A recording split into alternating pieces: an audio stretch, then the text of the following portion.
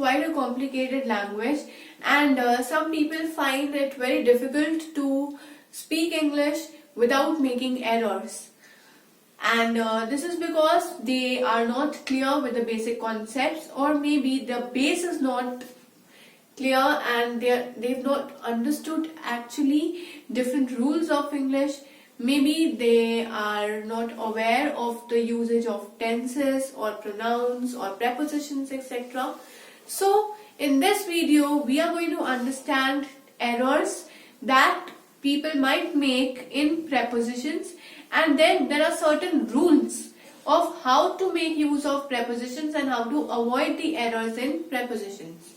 Errors are basically the mistakes that people make while speaking in English or while they are communicating, or even writing parts as well. So we are going to start with the errors in prepositions, but before that let us quickly understand what prepositions are. Now preposition is basically the words which are used to join noun, pronoun or phrases to other words in a sentence. So let us begin with the definition. Definition is that they are the words which are used to join a noun, pronoun or phrases. Okay, they are used to join a noun, a pronoun or phrases to other words in a sentence.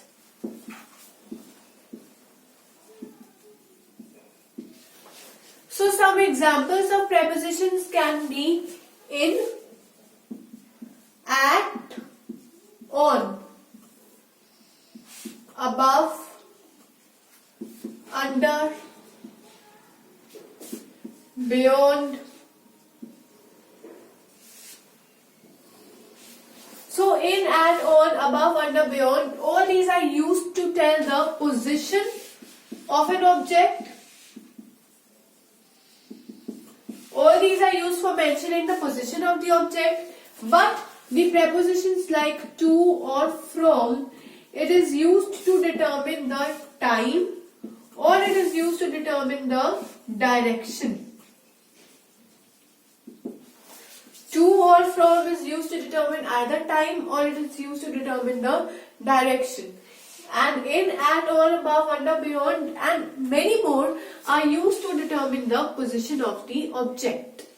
So now we are going to understand the basic errors that you might make and the basic errors which are easy to avoid in the usage of preposition. So first we will be talking about travel. For traveling we can make use of prepositions in or by, but whenever we are making use of words like go or arrive or travel, in that case we will always use by with that. For example, that I say I travel in bus. When I say I travel in bus, my sentence is wrong, because with travel we will always be using the preposition by. So I will say I travel by bus, and this makes my sentence correct. Then if I say I go to school in school van. When I say I go to school in school van, again in is wrong. I go to school on school van. We do not go on any vehicle. We travel either in the vehicle or by the vehicle. Here both in and on is wrong. I will say I go to school by school van. And this makes my sentence correct. So remember, with go, arrive, travel, we will always use by and we will not use in or on. Right? This is first travel. Second is when you're discussing about day or night. Here we are discussing about the time of the day, either it is day or night. So here again remember that whenever we are talking about morning, afternoon or evening, whenever we are talking about morning, afternoon or evening, for all these we will use in. For all these we will use in, but for night we will use at always. There is nothing like in night, there is nothing as at morning. Always remember, with morning, afternoon and evening we will be using in, and with night we will be using at. So example where we make use of in or at depending upon the time of the day can be like, I can say, she goes for a walk in the morning. Now I said that with morning we will make use of in, so my sentence is grammatically correct. Right. Then I say Meena sleeps early in night. We understood that with night we will always make use of the preposition at. But here instead of at I am using in. So my sentence over here is wrong. But when I will say at night, then my sentence will be correct. So with morning we will make use of in, with night we will make use of at. So this was another area where we could go wrong in prepositions. Now the third area where prepositions can be wrongly used, but we have to make sure that we correctly use the preposition is when we are talking about motion. And that motion can be in river, ocean, or any body which is filled with water, right? So it can be river, ocean, sea, well, anything. When we are discussing motion in that, we will always make use of into. There we make use of into. For example, if I say the frog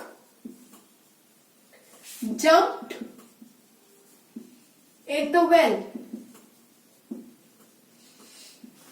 When I say the frog jumped in the well, now in is used when we are talking about something which is inside. Now I know that the frog went inside the well. But again remember that a motion has to be represented, and here a motion is being represented. Jumping is actually a motion. And whenever there comes a motion in any of these bodies, instead of using in, I will make use of into. So I will say the frog jumped into the well, and this makes my sentence correct. If I say there are lots of fishes into the river. I say there are lots of fishes into the river. Here into is not used correctly. Why? Because I am talking about the motion. Here lots of fishes into the river. There is no motion over here. So I will say in the river, which makes my sentence correct. The point that I am proving over here is that whenever there is a motion, In that case, we make use of into. Like I say, the car fell into the ocean. The car fell into the river. So that case we make use of into, because falling is again a motion over there which is being described. So for motion we make use of into, otherwise in is used. This was the third point. The fourth point that we can discuss over here is the usage of to. Now, in words like would like to, addicted to, accustomed to,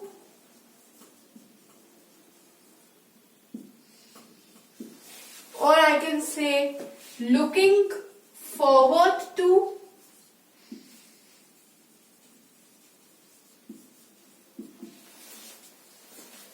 or any verb plus ing.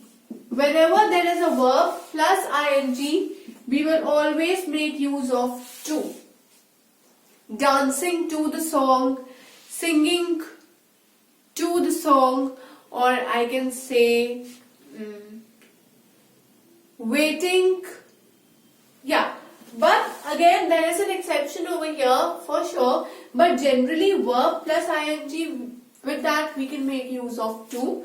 And with sentences like would like to, addicted to, accustomed to, looking forward to, seeking to visit you, planning to meet you there, right? So planning, plan plus ing plus to, seeking to, wishing to meet you soon. So all these words which can contain to along with it. So I can say that most people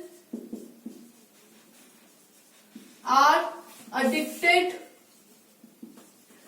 to smartphones these days.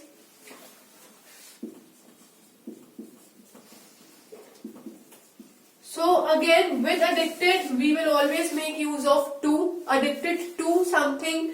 To over here is like towards, right? To over here refers to towards. Looking forward towards something. Addicted towards something, right? That means that you are attracted towards something. So in that case we make use of the preposition to. Now one of the most common mistakes that people generally make is between the words for and since. People generally get confused between these two, but here I am telling you a rule for or since. For is used to indicate when something is happening. When something is happening for a long time, then we make use of the preposition for. But to make a point of reference, whenever we are making a point of reference, at that time we make use of the word since. Like if I say my father has lived in Agra since 4 years. Now when I am saying my father has lived in Agra since 4 years, here since is wrongly used. Why? Because I am using has lived. That means that he has lived there and he has come back. That means that something is happening for a long time, it has now stopped. So my father has lived in Agra for 4 years, and therefore 4 years will be correct. Like another example can be, I am writing this letter for the breakfast. Now here I can clearly see that for is improperly used. It is not used correctly. So again, my sentence does not make complete sense. When I say I am writing this letter since the breakfast, now here I am referring to the time. Since when am I writing this letter? I am writing it since the breakfast. So there my since will be correctly used. So in this video we have discussed various points, we've discussed various areas where we can prevent ourselves from going wrong in the usage of prepositions. We can avoid the errors, and we can avoid errors only by understanding the concept, by practicing the concept of prepositions, or it can be any other topic. The more we practice, the better we will be in English, the better we can speak English. So in this video, we have focused basically on the errors that are made in prepositions and tips to avoid those errors.